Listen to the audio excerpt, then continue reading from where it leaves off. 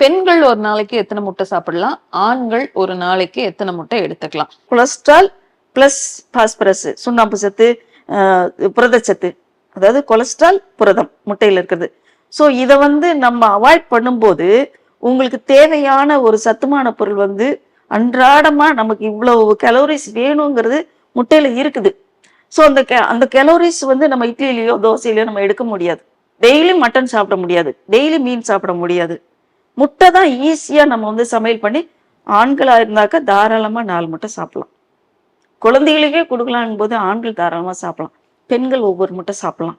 அவிச்ச முட்டை, முட்டை குழம்பு வச்சு சாப்பிடலாம், ஆஃப் பாயில் சாப்பிடலாம். ஆண்கள் 4 சாப்பிடலாம், பெண்கள் 1 சாப்பிடலாம்? அதாவது என்னன்னு கேட்டீங்கன்னா, ஆண்கள் பெண்கள் நம்ம உழைக்கிறோம், இருந்தா கூட ஆண்கள் வெளியே போறாங்க. நீங்களும் நம்மளும் டூ வீலர் ஓட்டுறோம், எல்லா உழைப்பு பண்றோம். பட் ஆண்களுக்கு கொஞ்சம் எனர்ஜி அதிகமா தேவைப்படும். இப்ப நம்ம யாரோ ஒருத்தர் கீழே விழுந்துட்டாங்க பைக்கோட, நம்ம போய் தூக்க மாட்டோம். ஆண்கள் தான் உடனே போய் தூக்கி அவங்கள பைக்ல உட்கார வச்சு ஸ்டடி பண்ணி அனுப்புறாங்க. ரோட்ல நடக்கிற இன்சிடென்ட் நான் பாக்குறேன். நிறைய வேலைகள்ல நான் அதுக்காக மிகைப்படுத்தி சொல்லல. பட் அவங்களுக்கு எனர்ஜி, ஏன்னா குடும்ப தலைவன் நம்ம சொல்றோம்.